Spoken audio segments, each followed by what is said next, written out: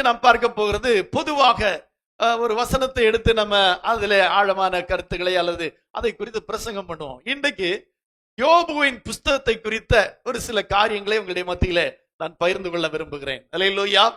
யோபுவின் புஸ்தகம் நம்ம நிறைய முறை யோபுவை குறித்த செய்தியெல்லாம் கேட்டிருக்கிறோம், யோபுவை பற்றி படித்திருக்கிறோம், பைபிள் ஸ்டடி கூட யோபுவை குறித்து நாம பார்த்திருக்கிறோம். இன்றைக்கு இங்கே நான் சொல்ல போகிறது இந்த யோபு 1ஆம் அதிகாரம் 1 முதல் 3 வசனங்களை முதலாவது வாசிக்கலாம். யோபுவின் புஸ்தகம் 1ஆம் அதிகாரம் 1 முதல் 3 வசனங்கள். தேசத்திலே யோபு என்னும் பெயர் கொண்ட ஒரு மனுஷன் இருந்தான். அந்த மனுஷன் உத்தமனும் சன்மார்க்கனும் தேவனுக்கு பயந்து பொல்லாப்புக்கு விலகுறவனுமாய் இருந்தான். அவனுக்கு 7 குமாரரும் 3 குமாரத்திகளும் பிறந்தார்கள். அவனுக்கு 7000 ஆடுகளும் 3000 ஒட்டகங்களும் 500 ஏர்மாடுகளும் 500 கழுதைகளும் ஆகிய மிருக ஜீவன்கள் இருந்ததும் அன்றி திரளான பணிவிடைக்காரரும் இருந்தார்கள். அதனால் அந்த மனுஷன் கிழக்கத்தி புத்திரர் எல்லாரிலும் பெரியவனாய் இருந்தான். அவன் உத்தமனும் சன்மார்க்கனும் தேவனுக்கு பயந்து பொல்லாப்புக்கு விலகுறவனுமாய் இருந்தான். அது மாத்திரமல்ல, அவனுக்கு 7000 ஆடுகளும் 3000 ஒட்டகங்களும் 500 ஏர்மாடுகளும் 500 கழுதைகளும் ஆகிய மிருக ஜீவன்கள் இருந்ததும் அன்றி திரளான பணிவிடைக்காரர்களும் இருந்தார்கள். அதனாலே அவன் கிழக்கத்தி புத்திரர்களே எல்லாரிலும் பெரியவனாயிருந்தான். அல்லேலூயா. நல்ல ஒரு இன்ட்ரோடக்ஷன், யோபுவை குறித்த ஒரு நல்ல இன்ட்ரோடக்ஷன் அந்த யோபுவின் புஸ்தகம் முதல் 3 வசனங்களிலே நாம் பார்க்கிறோம். இப்பொழுது 42ஆம் அதிகாரம் 12, 13 வசனங்களை வாசிக்கலாம். யோபுவின் புஸ்தகம். முன்னிலைமையை பார்க்கிலும் அவன் பின்னிலைமையை ஆசீர்வதித்தார். 14000 ஆடுகளும் 6000 ஒட்டகங்களும் 1000 ஏர்களும் 1000 கழுதைகளும் அவனுக்கு உண்டாயின. 7 குமாரரும் 3 குமாரத்திகளும் அவனுக்கு பிறந்தார்கள். அல்லேலூயா சொல்லுமா. அல்லேலூயா. அந்த புஸ்தகத்தின் துவக்கம் யோபுவுக்கு இருந்த நன்மைகளை ஆசீர்வாதங்களை குறித்து சொல்லி அவனை பற்றி ஒரு இன்ட்ரோடக்ஷன். இரண்டாவது, அவனுக்கு இருந்த ஆடு மாடுகள் குதிரைகள் ஒட்டங்கள் பணிவிடைக்காரர்கள் அவைகளை குறித்து சொல்லி இருக்கிறது. இப்போ அந்த யோபுவின் புஸ்தகத்தின் கடைசி அதிகாரத்துல இப்போ அவைகள் இரண்டத்தனையான ஆசீர்வாதங்களை பெற்றவனாக அவன் காணப்படுவதை இந்த புஸ்தகம் சொல்லி இருக்கிறது. அல்லேலூயா. அல்லேலூயா. ஒரு துவக்கம், ஒரு முடிவு. யோபுவின் துவக்கம் எப்படி இருந்தது, யோபுவின் முடிவு எப்படி இருந்தது என்று இந்த புஸ்தகம் நமக்கு தெளிவாய் காண்பிக்கிறது. இதை வாசிக்கும் போது ரொம்ப சந்தோஷமா இருக்கிறது. ஏனென்றால் அவனுக்கு இருந்த எல்லாவற்றையும் கர்த்தர் இரட்டிப்பாய் ஆசீர்வாதத்தை கொடுத்தார் என்று பார்க்கும்போது நமக்கு ரொம்ப சந்தோஷம். ஒரு மனுஷனுடைய வாழ்க்கையில கர்த்தர் ஆசீர்வாதத்தை பெருக்கி பெருக்கி நல்ல ஆசீர்வாதத்தை கொடுத்து முன்பு இருந்ததை காட்டிலும் பல மடங்கு 100 மடங்கு 1000 மடங்கு அல்ல இரட்டிப்பான நன்மைகளை பெற்று வாழ்வதை காணும் போது நமக்கு சந்தோஷமா இருக்கிறது. அல்ல நம்முடைய வாழ்க்கையில நாம் அப்படி வேண்டும் என்று நினைக்கிறோம். அல்லேலூயா. ஆனால் இப்படி இரண்டத்தனையான ஆசீர்வாதத்தை பெற்றுக் கொள்வதற்கு யோபு என்ன செய்தான் என்று நாம பார்க்கணும். அல்லேலூயா. ஒரு மனிதன் வாழ்க்கையில உயர்ந்திருக்கிறான், நம்மளை போலதான் படிச்சான், நம்மளை போல வாழ்ந்து கொண்டிருந்தான். இன்றைக்கு அவன் நல்ல வசதியாக நல்ல ஆடம்பரமாக நல்லா வாழ்ந்து கொண்டிருக்கிறான் என்றால் அதற்கு இடைப்பட்ட காலத்துல ஏதோ நடந்திருக்கிறது என்று அர்த்தம். அப்படித்தானே? ஒரே கிளாஸ்ல படிச்சோம், ஒரே காலேஜ்ல படிச்சோம், படிச்ச பிறகு வேற வேற இடத்துக்கு போயிட்டோம். இன்னைக்கு பல வருடங்களுக்கு பின்பு அவனை சந்திக்கிறோம். அவன் சொல்றான், நான் ஒரு கம்பெனியுடைய சிஇஓவா இருக்கிறேன், அல்லது அப்படி ஒரு பெரிய கம்பெனியில மேனேஜிங் டைரக்டரா இருக்கிறேன், இப்படி இப்படி இருக்கிறேன்னு சொன்ன உடனே நமக்கு ஆச்சரியமா இருக்கிறது. நாங்கள் 2 பேரும் ஒரே இடத்துல படித்தோம், ஒரே மாதிரி படித்தோம், இப்படிதான் அவனுடைய நிலைமை இவ்வளவு உயர்ந்திருக்கிறதே என்று கேள்விப்படும் போது நமக்கு ஒரு ஆச்சரியமா இருக்கிறது. ஆனால் அந்த இடைப்பட்ட காலத்திலே ஏதோ ஒரு காரியம் நடந்ததினாலே தான் அவனுடைய வாழ்க்கையில அவன் இந்த உயர்வுக்கு வந்திருக்கிறான். அப்படித்தானே? சும்மா இருந்திருந்தா என்ன நடந்திருக்காது, இந்த அளவுக்கு உயர்ந்திருக்க முடியாது. எல்லா மனிதர்களும் அப்படித்தான். உயர்ந்த நிலைமையில இருக்கிற எல்லா மனிதர்களும் கஷ்டப்பட்டு படிச்சிருப்பாங்க, அல்லது என்ன சொல்லலாம், கடினமாய் உழைத்திருப்பார்கள், இல்லாவிட்டால் ஏதோ ஒரு வகையிலே ஏமாற்றி பணத்தை கொண்டு வந்திருப்பார்கள். ஆகவேதான் உயர்ந்த நிலைமையில இருக்கிறார்கள். அல்லேலூயா. அப்ப இந்த இடைப்பட்ட காலத்திலே நடந்தது என்ன என்பது ஒரு முக்கியமான காரியம். அல்லேலூயா. எல்லாரும் இரண்டத்தனையாய் ஆசீர்வாதத்தை பெற்றுக்கொள்ள விரும்புகிறோம். நாமும் இப்பொழுது இருக்கிற பார்க்கலாம், பரவாயில்ல, 100 மடங்கு இல்லாவிட்டா கூட ஒரு 2 மடங்கு ஆசீர்வாதம் இருந்தா கூட போதும், என்னுடைய சம்பளம் ரெட்டிப்பானா போதும், எனக்கு இருக்கிற வீடு இன்னும் இருக்கிற வீட்டை விட கொஞ்சம் பெருசா இருந்தா போதும், ஒரு இரட்டத்தனையான ஆசீர்வாதம் எனக்கு கிடைச்சா போதும் அப்படின்னு நம்ம நினைக்கிறோம். இந்த யோபுவை கர்த்தர் அவ்விதமாக ஆசீர்வதித்தார். அதற்கு என்ன நடந்தது, என்ன காரணம் என்பதை நம்ம கொஞ்சம் ஆராய்ந்து பார்க்க வேண்டும். அல்லேலூயா. நம்ம கேட்கிறோம்ல, ஒரு மனுஷன் இந்த ஒரு எக்ஸாம் பாஸ் பண்ணிட்டான், ஒரு சிவில் சர்வீஸ் எக்ஸாம், ஒரு கலெக்டருக்கான படிப்புல அவன் IAS-க்காக தேர்வு எழுதி பாஸ் பண்ணி விட்டான் அப்படின்னா நம்ம அவன்கிட்ட கேட்கிறோம், எப்படி பாஸ் பண்ண, என்னவெல்லாம் படிச்ச, என்ன எப்படி எவ்வளவு நேரம் படிச்ச, எதையெல்லாம் மனப்பாடம் பண்ண, எதையெல்லாம் நீ எப்படி படித்து இந்த தேர்வை எழுதி முடித்தாய், வெற்றி அடைந்தாய் என்று அவனை பார்த்து கேட்கிறோம். அல்லேலூயா. அப்ப அவன் சொல்றான், நான் இந்த மாதிரி இந்த புஸ்தகத்தை படிச்சேன், இவ்வளவு நேரம் படிச்சேன், இதுல எல்லாம் அதிக கவனம் செலுத்தினேன், இந்த பேப்பரை எல்லாம் படித்தேன், இந்த நியூஸ் எல்லாம் நான் கேட்டேன், என்கிட்ட இந்த கேள்வி எல்லாம் கேட்டாங்க, எழுதும் போது இந்த கேள்வி எல்லாம் கேட்கப்பட்டிருந்தது, நான் பாஸ் பண்ணி விட்டேன்னு சொல்றாரு. அல்லேலூயா. அப்ப நம்ம என்ன நினைக்கிறோம், ஓகே, நான் அந்த சிவில் சர்வீஸ் அந்த கலெக்டருக்கான IAS எக்ஸாம் பாஸ் பண்ணணும் அப்படின்னா அவர்கள் சொன்னது போல நானும் அதை படிக்க ஆரம்பிக்கிறேன். அதை படிக்க ஆரம்பித்து அவர்கள் சொன்னது போல நானும் கருத்தாய் படித்து அந்த காரியங்களை படிக்கும் போது நானும் வெற்றி அடைகிறேன். அல்லேலூயா. அதானே உண்மை, அதான் உண்மை. அல்லேலூயா. அதை போல இந்த யோபு இவ்வளவு ஒரு இரண்டத்தனையான ஆசீர்வாதத்தை பெற்றுக் கொள்வதற்கு என்ன காரணமா இருந்திருக்கும் என்று நம்ம கொஞ்சம் ஆராய்ந்து பார்க்கணும். சும்மா கிடைச்சிருக்காது எதுவுமே. ஒரு வேலையில உயர்வு கிடைக்க வேண்டுமானால் சும்மா கிடைக்காது, வாழ்க்கையில உயர வேண்டுமானாலும் சும்மா அது நடக்காது. ஏதோ ஒரு கடினமான பாதை வழியாய் நடந்திருக்கலாம், அல்லது கடினமான உழைப்பு இருந்திருக்கலாம், ஆகவேதான் உயர்ந்த நிலைமைக்கு வந்திருக்கிறார்கள். அதை போல இந்த யோபு என்ன செய்தார் என்பதை பார்க்கும் போது ஆச்சரியமா இருக்கிறது. நமக்கு எல்லாருக்கும் தெரியும், இந்த யோபுக்கு ஒரே நாளிலே அவன் எல்லாவற்றையும் இழந்தான். 1ஆம் அதிகாரம் 13ஆம் வசனம் முதல் வாசிக்கும் போது படிப்படியாக அவனுடைய எல்லாவற்றையும் அவன் இழக்கிறதை பார்க்கிறோம். உத்தமன், சன்மார்க்கன், தேவனுக்கு பயந்து பொல்லாப்புக்கு விலகிறவன், அவனுக்கு என்ன இருந்தது என்று பார்க்கிறோம். 7000 ஆடுகளும் 3000 ஒட்டகங்களும் 500 ஏர் மாடுகளும் 500 கழுதைகளும் இவைகளெல்லாம் மிருக ஜீவன்கள் இருந்தது என்றெல்லாம் பார்க்கிறோம். ஹல்லேலூயா. இவைகளை எல்லாம் அவன் ஒரே நாள் இழந்தான். அதற்கு கீழே சொல்லப்பட்டிருக்கிறது, அவனுக்கு குமாரர்கள் இருந்தார்கள். ஹல்லேலூயா. 7 குமாரரும் 3 குமாரத்திகளும் இருந்தார்கள் என்று சொல்லப்பட்டிருக்கிறது. இவைகளை எல்லாம் அவன் ஒரே நாளில் இழந்தான். ஹல்லேலூயா. ஆச்சரியமா இருக்கிறது. ஒரு மனிதனுக்கு சோதனை வரலாம், இப்படியா வரணும்? யோசித்து பாருங்களேன். ஒரு மனுஷனுக்கு லாஸ் வரலாம், இப்படியா வரணும்? படிப்படியா தான் லாஸ் வரும். இன்னைக்கு தான் நம்ம கேள்விப்படுகிறோம், பல லட்சம் கோடிகள் ஒரே நாளிலே பங்கு சந்தையில இழந்தார்கள் என்று நம்ம கேள்விப்படுகிறோம். அது கூட அவர்களுக்கு பெரிய விஷயம் அல்ல. பல லட்சம் என்று சொல்லி இருக்கு, இன்னும் அவங்க கிட்ட பல லட்சம் இருக்கும். ஆகவே அது ஒரு பெரிய இழப்பல்ல. ஆனால் இந்த யோபுவோ தனக்குண்டானவற்றை எல்லாவற்றையும் இழந்து போயிட்டான். அல்லேலூயா. ஆடு, மாடு, கோழி, கழுதை எல்லாம் இழந்தான்.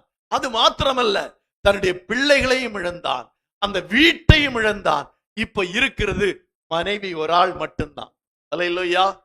மனைவி ஒன்றுதான் கூட இருக்கிறாள், வேற எதுவுமே இல்லை. எல்லாவற்றையும் இழந்து போனான். இது நமக்கு நன்றாக தெரிந்த ஒரு விஷயம். அல்லேலூயா. அது 2ஆம் அதிகாரம் 7-8 வசனங்களிலே வாசிக்கும் போது 2ஆம் அதிகாரம் 7-8 வசனங்களிலே விதமாக சொல்லி இருக்கிறது. அப்பொழுது சாத்தான் கர்த்தருடைய சந்நிதியை விட்டு புறப்பட்டு யோபின் உள்ளங்கால் தொடங்கி அவன் உச்சந்தலை மட்டும் கொடிய பருக்களால் அவனை வாதித்தான். அவன் ஒரு ஓட்டை எடுத்து தன்னை சுரண்டிக் கொண்டு சாம்பலில் உட்கார்ந்தான். அவன் தன்னை சுரண்டிக் கொண்டு சாம்பலில் உட்கார்ந்தான். அல்லேலூயா. இப்ப பாருங்க, எல்லாவற்றையும் இழந்தது மாத்திரமல்ல, உச்சந்தலை முதல் உள்ளங்கால் வரை பருக்கள். இதெல்லாம் ரொம்ப தடவை கேட்டிருக்கோம், நிறைய தடவை அதை கேட்டிருக்கோம். உச்சந்தலை முதல் உள்ளங்கால் வரை பருக்கள். கையினாலே சொரிய முடியல, கையினால சுரண்ட முடியல. அதனால என்ன வைத்திருக்கிறான், ஒரு ஓட்டை எடுத்து தன்னை சுரண்டி கொண்டு சாம்பல் உட்கார்ந்தான். அல்லேலூயா. சில நேரம் நம்ம அந்த சீப்பெல்லாம் வச்சு சுரண்டுவோம்ல, இங்கே ஒரு இடத்துல கொசு கடிச்சிருச்சாலே அப்படிங்கும் போது சீப்பு அதை எதையோ ஒண்ணு வச்சு சுரண்டுவோம். அவனுக்கு உச்சந்தலை முதல் உள்ளங்கால் வரை பருக்கள். அது என்ன செய்யுது, பிக்குது, அப்படியே பிக்குது. பிக்கும் போது கையில சுரண்ட முடியல, அவன் ஓட்டை எடுத்து அதை சுரண்டி கொண்டிருக்கிறான். அல்லேலூயா. அல்லேலூயா. இதுதான் நடந்தது. அல்லேலூயா. ஓட்டை எடுத்து சுரண்டி கொண்டிருக்கிறான். இந்த ஓட்டை எடுத்து சுரண்டி கொண்டிருக்கிற வேளையிலே என்ன பார்க்கிறோம் என்றால், அவனுடைய நண்பர்கள் வருகிறார்கள். அல்லேலூயா.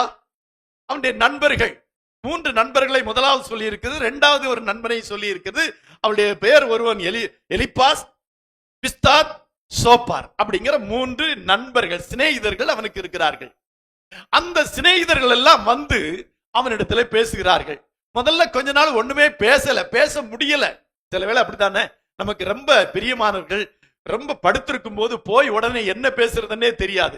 அவங்களுக்கு எப்படி ஆறுதல் சொல்றேன்னே தெரியாது, எப்படி ஜபிக்கிறதுன்னே தெரியாது, பார்த்துட்டே இருப்போம். ஏன் இப்படி வந்தது, ஏன் இப்படி வந்தது, இப்படி இருக்குது, எப்படி இந்த வலியை தாங்கிக்கிறாங்க, எப்படி இவங்க சமாளிக்கிறாங்க, எப்படி இந்த செலவை சமாளிக்கிறாங்க, என்ன செய்யறாங்க, பல கேள்விகள் நம்முடைய மனதிலே வரும்.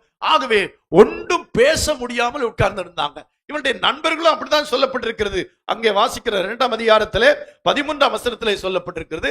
2:13 வந்து அவன் துக்கம் மகா கொடிய துக்கம் என்று கண்டு, அவன் துக்கம் மகா கொடிய துக்கம், சாதாரண துக்கம் அல்ல. ஏனென்றால் உடல் பலவீனம் மாத்திரமல்ல, சுகவீனம் மாத்திரமல்ல, அவன் எல்லாவற்றையும் இழந்து இப்பொழுது சுகவீனமாகவும் காணப்படுகிறான். அவன் துக்கம் மகா கொடிய துக்கம்.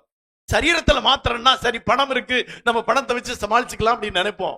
இப்ப பணமும் இல்ல, எல்லாவற்றையும் இழந்து விட்டு இப்பொழுது உச்சந்தலை முதல் உள்ளங்கால் வரை பருக்கள்னாலே பாதிக்கப்பட்டு அவன் மிகவும் கொடிய துக்கத்திலே இருக்கிறான் கண்டு அவனோடு ஒரு வார்த்தையும் பேசாமல் இரவு பகல் 7 நாள் அவனுடைய தரையிலே உட்கார்ந்து இருந்தாங்க. அல்லேலூயா. சிச்சுவேஷனை கொஞ்சம் யோசித்து பாருங்க, அந்த சூழ்நிலைமை கொஞ்சம் யோசித்து பாருங்க. எவ்வளவு அருமையான நண்பர்கள். நம்ம என்ன போவோம் ஒரு இடத்துல, சரி எப்படி இருக்கீங்க, நல்லா இருக்கீங்களா, சரி பரவாயில்ல, ஆண்டவர் உங்களை ஆசீர்வதிப்பார் அப்படின்னு ஒரு 5 நிமிஷம் உட்காருவோம், அதுக்கு மேல உட்கார மாட்டோம். அதுவும் இப்படி உச்சந்தலை முதல் உள்ளங்கால் வரை பருக்கள் உள்ள ஒருத்தரை பார்க்க போயின்னா எவ்வளவு நேரம் நிற்போம்? கொஞ்சம் யோசிச்சு பாருங்க. சும்மா நல்லா நீட்டா படுத்திருக்காங்க, ஒரு காய்ச்சல், ஒரு தலைவலி அல்லது ஒரு ஆபரேஷன் அப்படின்னா போய் கொஞ்சம் நேரம் உட்காருவோம். உச்சந்தலை முதல் உள்ளங்கால் வரை என்னது? பருக்கள். அப்படின்னா என்ன இருந்திருக்கும்? ஸ்மெல் எல்லாம் இருந்திருக்கும். அதை பார்க்கறதுக்கே அருவருப்பு. உச்சந்தலை முதல் உள்ளங்கால் வரை பருக்கள் அப்படின்னா அந்த மனுஷனை பார்க்கறதுக்கு எப்படி இருந்திருக்கும் பாருங்க. அப்படிப்பட்ட நண்பர்கள், அந்த அவனுடைய நண்பர்கள் வந்து அவன் பக்கத்துல உட்கார்ந்து இருக்காங்க. எத்தனை நாள் உட்கார்ந்து இருந்தாங்க? 7 நாள் உட்கார்ந்து. நல்ல ஃப்ரெண்ட்ஸா இல்லையா? இப்படி நமக்கு ஒரு ஃப்ரெண்டு கிடைச்சா பரவாயில்ல. 7 நாள் பக்கத்துல வந்து உட்கார்ந்து நம்ம விசாரிக்கிற, நமக்காக துக்கப்படுகிற நண்பர்கள் யாராவது இருக்காங்களா? 7 நிமிஷம் இருப்பாங்களான்னு தெரியல. நான் பலமுறை ஆஸ்பத்திரிகளே சிலர் இருக்கும்போது அவங்களுக்கு உதவி செய்வதற்கு சிலரை அழைத்திருக்கிறேன். அவங்களுக்கு யாரும் இல்ல, போய் பக்கத்துல கொஞ்சம் உட்கார்ந்து ஒரு நாள் கவனிங்கன்னா அதுக்கு ஆள் இல்ல. பிரைவேட் ஆஸ்பத்திரின்னா யாராவது போவாங்க, அது கவர்மெண்ட் ஆஸ்பத்திரின்னா சுத்தம். ஐயோ, அந்த கவர்மெண்ட் ஆஸ்பத்திரியில எப்படி போய் பக்கத்துல உட்கார்றது? சொல்ல மாட்டாங்க. அப்படி ஏதோ ஒன்ன சொல்லி என்ன செய்வாங்க, அழிவிடுவாங்க. இந்த மனுஷனுடைய உச்சந்தலை முதல் உள்ளங்கால் வரை பருக்கள். அவன் துக்கமாக வேற இருக்கிறான். அவனாலையும் பேச முடியல, இவங்களும் பேசல. 7 நாள் அவனோடு கூட தரையிலே உட்கார்ந்து இருந்தார்கள். கட்டில உட்காரல, டேபிள்ல உட்காரல, பெஞ்சில உட்காரல, தரையிலே உட்கார்ந்து இருக்கிறாங்க. அப்போ சொல்ல போனா அந்த துக்கம் மகா கொடிய துக்கம் என்று கண்டு, அப்படித்தானே சொல்லிருக்கு, மகா பெரிய துக்கம் என்று கண்டு அவனோட உட்கார்ந்து இருந்தாங்க. தரையில 7 நாள் உட்கார்ந்து இருந்தாங்க. அருமையான நண்பர்கள். அல்லேலூயா சொல்லுமா? அல்லேலூயா, அல்லேலூயா. அந்த அருமையான நண்பர்கள் அந்த 7 நாள் உட்கார்ந்து இருந்த பின்பு இப்போ அவனோடு பேச ஆரம்பிக்கிறாங்க. இதுதான் ரொம்ப முக்கியமான விஷயம். இது ரொம்ப ரொம்ப முக்கியமான விஷயம். இவ்வளவு அருமையான நண்பர்கள் அந்த 3 பேரும் அவனோடு பேச ஆரம்பிக்கிறாங்க. நீ யோபுவின் புஸ்தகத்தை எடுத்து பார்க்கும்போது முதல்ல யோபுவின் சரித்திரத்தை குறித்து அப்படி நம்ம வாசிட்டு வர்றோம். பின்பு நம்ம வாசிக்கும் போது எலிப்பாஸ் சொன்னதாவது, பில்தாத் சொன்னதாவது, சோப்பார் சொன்னதாவது அப்படின்னு அந்த அதிகாரங்களே முதல்ல குறிப்பிடப்பட்டிருக்கிறதை பார்ப்போம். இப்ப முதல்ல எலிப்பாஸ் என்கிற அந்த நண்பன் பேச துவங்குகிறான். அல்லேலூயா. அவன் என்ன பேசுறான் அப்படின்னு கொஞ்சம் பார்க்கணும். அவன் என்ன சொல்றான்? 4ஆம் அதிகாரம் 7-8 வசனங்களை வாசிக்கலாம். 4ஆம் அதிகாரம் 7-8 வசனங்கள். குற்றமில்லாமல் அழிந்தவன் உண்டோ? குற்றமில்லாமல் அழிந்தவன் உண்டோ? சன்மார்க்கர் அதம் பண்ணப்பட்டது எப்போ? சன்மார்க்கர் அதம் பண்ணப்பட்டது எப்போ? இதை நினைத்து பார். நல்ல நண்பர்கள் தான், அவன் மேல் நல்ல பாசம் வச்சிருந்தாங்க. ஆனா அவனோடு பேசும்போது என்ன சொல்றாங்கன்னா, குற்றமில்லாமல் அழிந்தவன் உண்டோ? அப்படின்னா என்ன அர்த்தம்? உமக்கு அழிவு நேரிட்டு இருக்கிறது, இவ்வளவு காரியங்களை இழந்திருக்கிறீங்க, இதையெல்லாம் உனக்கு இல்லாம போயிருக்கிறது, இப்போ அதம் பண்ணப்பட்டிருக்கிற அப்படின்னா கொஞ்சம் யோசித்து பாரு. குற்றமில்லாமல் அழிந்தவன் உண்டோ அப்படின்னு கேட்டா என்ன அர்த்தம் சொல்லுங்க? என்ன அர்த்தம்? நீ குற்றம் செஞ்சிருக்கிற, அதனாலதான் உனக்கு வந்திருக்குன்னு. நல்ல நண்பர்கள் தான், 7 நாள் கூட இருந்தவங்க தான். இப்ப சொல்றத கேட்டா குற்றமில்லாமல் அழிந்தவன் உண்டோ? சன்மார்க்கர் அதம் பண்ணப்பட்டது எப்போ? இத கொஞ்சம் நினைச்சு பாரு. அடுத்த வசனத்தை வாசிக்கலாம். நான் கண்டிருக்கிறபடி அநியாயத்தை உழுது தீவினை விதைத்தவர்கள் அதையே அறுக்கிறார்கள். அல்லேலூயா. அப்படின்னா நீ விதைச்சதை நீ அறுத்திருக்கன்னு அர்த்தம். அப்படிதானே அர்த்தம்? சொல்றது அந்த ஃப்ரெண்டு சொல்றது என்னன்னா, உண்மையிலே நீ எதை விதைச்சியோ அதைத்தான் அறுத்திருக்கிற அப்படின்னு சொல்றான். அல்லேலூயா. தமிழ்ல ஒரு வார்த்தை சொல்லுவாங்க, வெந்த புண்ணுல என்னதான் வேலை. வெந்த புண்ணுல வேலை பாய்ச்சுற மாதிரி அவன் ஏற்கனவே மகா கொடிய துக்கத்துல இருக்கிறான், வேதனையில இருக்கிறான். வந்த நண்பர்கள் என்ன சொல்றாங்க? குற்றம் இல்லாமல் அழிந்தவன் உண்டோ? அநியாயத்தை உழுது தீவினை விதைத்தவர்கள் அதே அறுக்கிறார்கள். அப்படின்னா நீ அநியாயம் பண்ணின, இப்ப அநியாயத்தை அறுக்கிறேன்னு சொல்றான். எப்படி இருந்திருக்கும் யோபுக்கு கொஞ்சம் யோசித்து பாருங்க. நண்பர்கள் எப்படி வந்து ஒரு ஆதரவாக பேசுவார்கள், நல்ல அவனை உற்சாகப்படுத்துற மாதிரி பேசுவாங்க, பலப்படுத்துற மாதிரி பேசுவாங்க, அல்லது தைரியப்படுத்துற மாதிரி பேசுவாங்கன்னா, இப்ப அவங்க வந்து சொல்றது யோபுக்கு இன்னும் வேதனையை கொடுக்கிறது. அல்லேலூயா. அநேக வாழ்க்கையில் நம்ம உணர்ந்திருக்கணும்ல, நம்மளே வேதனையில இருப்போம், நம்மளே சிக்கல்ல இருப்போம், என்னடா செய்யறதுன்னு இருப்போம். வந்தவங்களும் என்ன சொல்லுவாங்க தெரியுமா? இதுக்கு இன்னும் நம்மளை வேதனைப்படுத்துற மாதிரி பேசுவாங்க. பேசிருக்காங்களா இல்லையா? எத்தனை முறை பேசியிருக்கிறாங்க. அல்லேலூயா. யோபுவுக்கும் அப்படித்தான் நடந்தது. அல்லேலூயா. குற்றம் இல்லாமல் அழிந்தவன் உண்டோ? அநியாயத்தை உழுது தீவினை விதைக்கிறவர் அதையே அறுக்கிறார்கள் என்று சொல்லுகிறான். அல்லேலூயா. அல்லேலூயா. 5ஆம் அதிகாரம் 17ஆம் வசனத்திலே மீண்டும் அவன் சொல்லுகிறான். 5:17 இதோ தேவன் தண்டிக்கிற மனுஷன் பாக்கியவான் ஆகையால் சர்வ வல்லவருடைய சிட்சையை அற்பமாய் எண்ணாதிரும். அப்படின்னா என்ன அர்த்தம்? இது சர்வ வல்லவர் உன்னை சிட்சித்திருக்கிறாரு, ஆண்டவர் உன்னை தண்டிச்சிருக்கிறாரு அப்படின்னு திரும்பவும் சொல்றான். முதல்ல சொன்னதுக்காக பரவாயில்ல, குற்றம் இல்லாமல் அழிந்தவன் உண்டோ? அநியாயத்தை விதைத்து அநியாயத்தை அறுக்கிறான். இப்ப சொல்றான், தேவன் தண்டிக்கிற மனுஷன் பாக்கியவான் ஆகையால் சர்வ வல்லவருடைய சிட்சை என்ன செய்யும்? அற்பமாய் எண்ணாதிருங்கிறான். அப்படின்னா என்ன அர்த்தம்? இன்னும் யோபுடைய துக்கம் என்ன செய்கிறது? அதிகரிக்கிறது. கொடிய துக்கம் இன்னும் கொடிய துக்கமாக மாறுகிறது. அல்லேலூயா. அருமையான தேவனுடைய பிள்ளைகளே, நம்முடைய வாழ்க்கையில நம்ம ஒன்றை உணர்ந்து கொள்ள வேண்டும். நம்முடைய நண்பர்களா இருக்கட்டும், விசுவாசிகளா இருக்கட்டும், தெரிந்தவர்களா இருக்கட்டும், யாரா இருந்தாலும் அவர்கள் வேதனையில் இருக்கும் போது இப்படிப்பட்ட வார்த்தைகளை சொல்லாதபடி நம்மை பாதுகாத்துக் கொள்ளணும். அல்லேலூயா. அல்லேலூயா. ஏற்கனவே அவர்கள் வேதனையில இருக்கிறார்கள், ஏற்கனவே நஷ்டத்துல இருக்கிறாங்க. திரும்பவும் போய் அவங்களை வேதனைப்படுத்துற மாதிரியான ஒரு வார்த்தையை கூட சொல்லாம நம்மை பாதுகாத்துக் கொள்ளணும். அல்லேலூயா. ஆனா இந்த உற்ற நண்பர்கள் இப்படியே சொல்லுகிறது மிகவும் மிகவும் வேதனையாக யோபுக்கு இருக்கிறது. அடுத்தவன் துவங்குறான், பில்தாத் என்கிறவன் துவங்குறான் பாருங்க. 8ஆம் அதிகாரம் 2-3 வசனங்களை வாசிக்கலாம். நீர் எந்த மட்டும் இப்படிப்பட்டவைகளை பேசுவீர், எதுவரைக்கும் உம்முடைய வாயின் வார்த்தைகள் பலமான காற்றை போல இருக்கும். தேவன் நியாயத்தை புரட்டுவாரோ,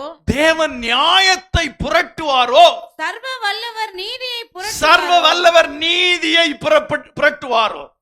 தேவன் நியாயத்தை புரட்டுவாரோ, சர்வ வல்லவர் நீதியை புரட்டுவாரோ. அப்படின்னா என்ன? தேவன் நீதி உள்ள நியாயாதிபதி, அவர் நீதியாய் நியாயம் தீர்த்திருக்கிறாரு. உனக்கு வந்த வியாதி நீ செஞ்ச அக்கிரமத்தினால வந்தது, ஆண்டவர் சரியா நியாயம் தீர்த்திருக்கிறாரு அப்படின்னு சொல்றான். அல்லேலூயா. அவன் தான் அப்படின்னா இவனும் அப்படியானா இவனும் அப்படித்தான் பேசுறான். ஆச்சரியமா இருக்கிறது. அல்லேலூயா. அல்லேலூயா. அடுத்தவன் சொல்றான், சோப்பார் சொல்றான் பாருங்க. 11ஆம் அதிகாரம் 11ஆம் வசனத்தை 13ஆம் வசனத்தை வாசிக்கலாம். 11ஆம் அதிகாரம் 11 வசனம் 13ஆம் வசனம். மனுஷனுடைய மாயத்தை அவர் அறிவார், அக்கிரமத்தை அவர் கண்டும் அவர் அதை கவனியாதிருப்பாரோ. பாருங்க, கொஞ்சம் யோசித்து பாருங்க என்ன சொல்றா பாருங்க.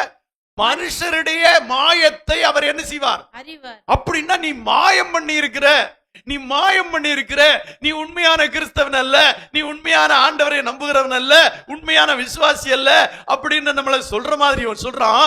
மனுஷனுடைய மாயத்தை அவர் அறிவார். நீ மாய்மாலம் பண்ணி இருக்கிற, ஆண்டவருக்கு பயப்படுறவன் சொல்லி, ஆண்டவருடைய பிள்ளை என்று சொல்லி வாழ்ந்திருக்கிற, அதெல்லாம் மாய்மாலம். உன்னுடைய அக்கிரமத்தை கண்டும் அவர் அதை கவனியாது இருப்பாரோ? அப்படின்னா நீ அக்கிரமம் செஞ்சிருக்கிற, அதனாலதான் உனக்கு இது வந்திருக்குங்க. கொஞ்சம் யோசித்து பாருங்களேன், எப்படி வேதனையில இருக்கிற மனுஷங்கிட்ட எப்படி எல்லாம் போய் பேசுறாங்க பாருங்க. 14ஆம் வசனத்தை 13ஆம் வசனத்தை வாசிக்கலாம். 13ஆம் வசனம், நீர் உம்முடைய இருதயத்தை ஆயத்தப்படுத்தி உம்முடைய கைகளை அவருக்கு நேராக விரித்தால் நலமாயிருக்கும். 14ஆம் வசனம், உம்முடைய கையிலே அக்கிரமம் இருந்தால், உம்முடைய கையில் அக்கிரமம் இருந்தால் அதை தூரத்தில் அகற்றிவிட்டு அநியாயம் உம்முடைய கூடாரங்களில் வாசமாய் இருக்க ஒட்டாதிரும். அநியாயம் உம்முடைய கூடாரங்களில் வாசமாய் இருக்க ஒட்டாதிரும். உம்முடைய கையிலே அக்கிரமம் இருந்தால் அதை தூரத்தில் அகற்றிவிட்டு, அநியாயமுடைய கூடாரத்தில் இருந்தால் கூடாரங்களில் வாசமாய் இருக்க ஒட்டாதிருங்கிறான். அப்படின்னா என்ன சொல்றான்? அக்கிரமம் இருக்கு, அநியாயம் இடத்துல இருக்கு அப்படின்னு சொல்றான். யாரை பார்த்து சொல்லுகிறான்? தேவன் உத்தமன் என்றும் சன்மார்க்கன் என்றும் தேவனுக்கு பயந்து பொல்லாப்புக்கு விலகிற மனுஷனும் என்று ஆண்டவர் சொன்ன அந்த மனிதனை பார்த்து உம்முடைய கையில என்ன இருக்குன்னு சொல்றான்? அக்கிரமம், அநியாயம் அப்படின்னு சொல்றான். சில வேளையில நமக்கு அது ரொம்ப வேதனையா இருக்கும். ஆண்டவருக்கு உண்மையா இருக்கிறோம், ஆண்டவருக்கு உண்மையா நடக்கிறோம், எம்மேல இப்படி அநியாயமான குற்றங்களை சுமத்துறாங்களே, அக்கிரமம் காரன்னு சொல்றாங்களே, இப்படி அநியாயம் என் கையில இருக்கு, உன்னுடைய வீட்டிலே அநியாயம் இருக்கு, உன்னுடைய கையில அநியாயம் இருக்குன்னு என்ன பார்த்து சொல்றாங்களே அப்படின்னு வேதப்பட்டிருக்கோமா இல்லையா? இருக்கு, உண்மையிலே இருக்கு. நிறைய தேவனுடைய பிள்ளைகள் ஆண்டவருக்கு பிரியமாக பயந்து நடக்கிறார்கள். ஆனால் இன்னும் சிலர் அவளை அக்கிரமக்காரர்கள் என்றும் அவளை அநியாயம் செய்கிறவர்கள் என்றும் அவள் மேல் என்ன முத்திரை குத்துகிறார்கள், பேசுகிறார்கள். யாரை போல? இந்த சோப்பாரை போல. அல்லேலூயா. யோசித்து பாருங்க எவ்வளவு வேதனையா இருந்திருக்கும். சரி, மூன்றாவது மனிதன் என்ன சொல்லுகிறான்? 15ஆம் அதிகாரம் 5-6 வசனங்களை வாசிக்கலாம். உம்முடைய வாய் உம்முடைய அக்கிரமத்தை சொல்லி காட்டுகிறது. உம்முடைய வாய் உம்முடைய அக்கிரமத்தை சொல்லி காட்டுகிறது. நீர் தந்திரமுள்ளவர்களின் நாவை தெரிந்து நீர் தந்திரமுள்ளவரின் நாவை தெரிந்து கொண்டீர். அப்படின்னா நீர் தந்திரம் செய்கிறீர், நீர் தந்திரம் செய்கிறவர்களுடைய நாவை தெரிந்து கொண்டீர். அப்படின்னா நீர் பேசுறது உண்மை இல்ல, நீர் தந்திரமாய் பேசுகிறீர். உம்முடைய வாய் சொல்லுகிற வார்த்தைகள் உம்மை அக்கிரமக்காரன் சொல்லி காட்டுகிறது. அடுத்த வசனம், நான் அல்ல உம்முடைய வாயே உம்மை நான் அல்ல உம்முடைய வாயே உம்மை குற்றவாளி என்று தீர்க்கிறது. எப்படி சொல்றான் பாருங்க. யோபை குறித்து சொல்லும் போது அங்கே சொல்லப்பட்டிருக்கிறது, யோபு தன் வாயினாலே என்ன செய்யல? 1ஆம் அதிகாரம் கடைசி வசனம் தானே. இவை எல்லாவற்றிலும் யோபு பாவம் செய்யவும் இல்லை, தேவனை பற்றி குறை சொல்லவும் இல்லை. வாயினால பாவம் செய்யல, தன் தேவனை பற்றி குறை சொல்லவும் இல்ல. அந்த மனுஷனை பத்தி தான் இப்படி சொல்றாங்க. என்ன சொல்றாங்க? 15ஆம் அதிகாரம் 6வது வசனம், நான் அல்ல உம்முடைய வாயே உம்மை குற்றவாளி என்று தீர்க்கிறது. உம்முடைய உதடுகளே உமக்கு விரோதமாக சாட்சி இடுகிறது. ஆனா வேதம் அதை பற்றி, யோபை பற்றி என்ன சொல்லப்பட்டிருக்குது? அவன் தன் நாவினாலே பாவம் செய்யவே இல்லை. ஆனா இவன் சுமத்துற குற்றத்தை பாருங்க.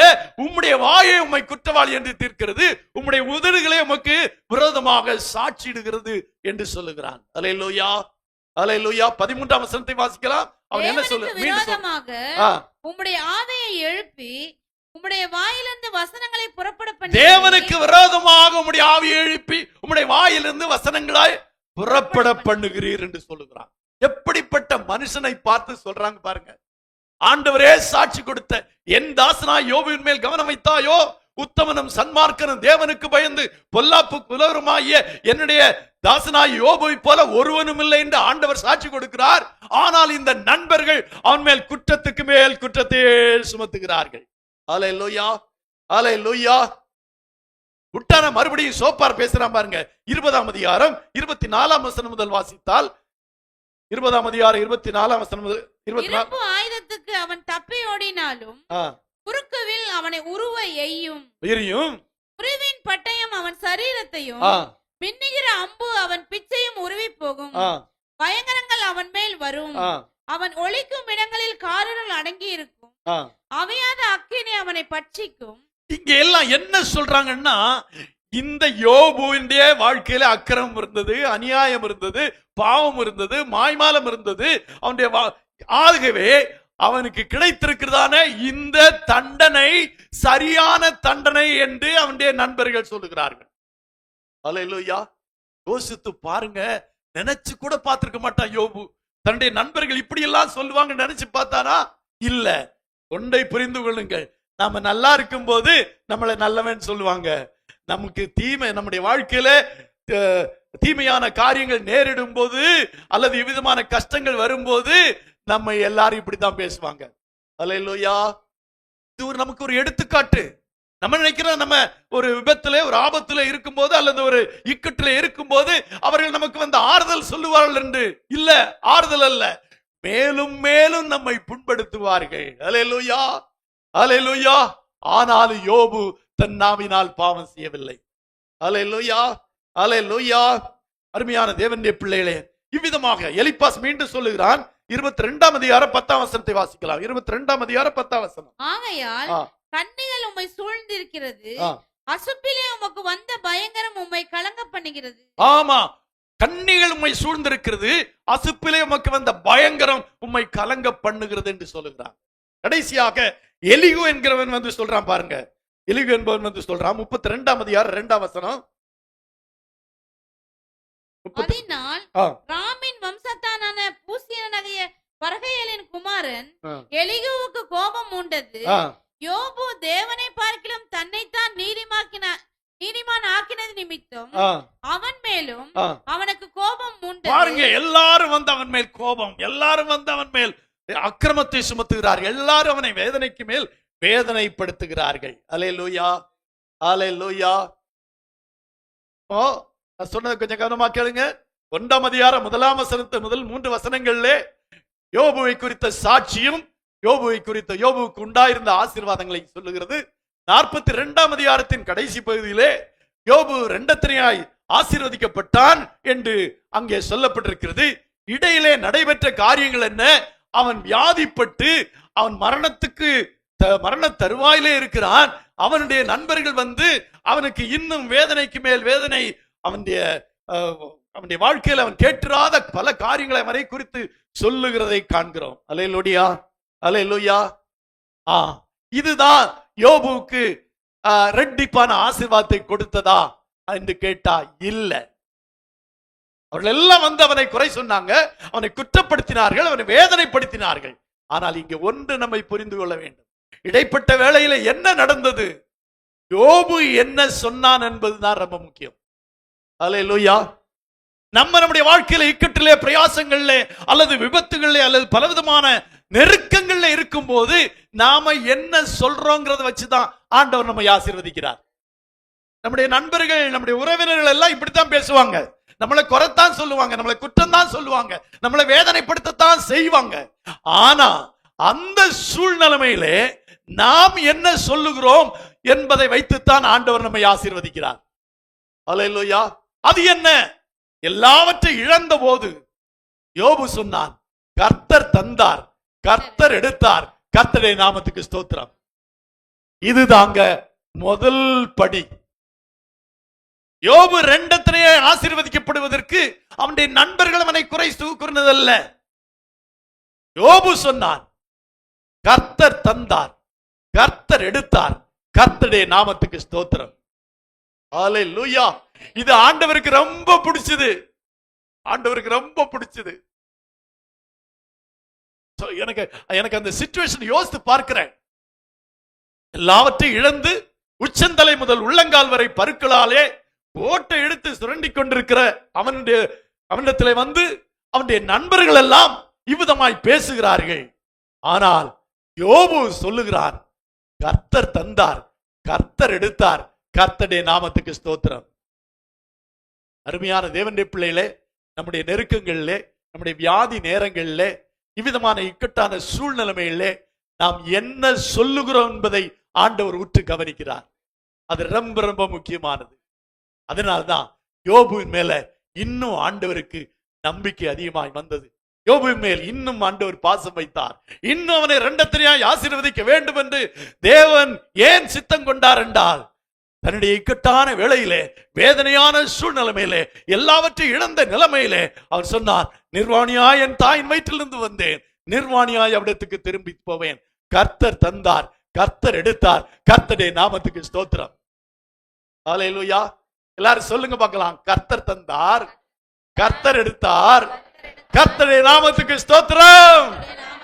வாழ்க்கையில எந்த இழப்பு வந்தாலும் சரி, எந்த கஷ்டங்கள் வந்தாலும், எவ்வளவு பெரிய இழப்பு வந்தாலும், இந்த வார்த்தை நம்ம சொன்னோம்னா கர்த்தர் நம்மை இரண்டத்தினையாய் ஆசீர்வதிப்பார். ஹல்லேலூயா. நம்முடைய வாயின் வார்த்தைகள் ரொம்ப முக்கியங்க. நாவிலே வாயிலே அதிகாரம் இருக்கிறது. அந்த நாவுக்கு அதிகாரம் இருக்குது. மரணமும் ஜீவனும் அந்த நாவின் அதிகாரத்தில் இருக்கிறது என்று பிரசங்கி சொல்லி இருக்கிறார். அருமையான தேவனுடைய பிள்ளைகளே, யோபு இவ்விதமாய் சொன்ன உடனே ஆண்டவருக்கு உச்சந்தலை முதல் உள்ளங்கால் வரை குளிர்ந்துருச்சு. ஹல்லேலூயா. இவ்வளவு இழப்பு, இவ்வளவு கஷ்டம் இருந்த போதிலும் என்னுடைய தாசனா யோபு சொல்லுகிறான், கர்த்தர் தந்தார், கர்த்தர் எடுத்தார், கர்த்தருடைய நாமத்துக்கு ஸ்தோத்திரம் உண்டாவதாக. ஹல்லேலூயா. மனைவி வந்து சொல்லுகிறாள், இன்னும் உடைய உத்தமத்திலே நீர் நிற்கிறீரோ, தேவனை தூஷித்து ஜீவனை விடும் என்று சொல்லுகிறார். ஹல்லேலூயா.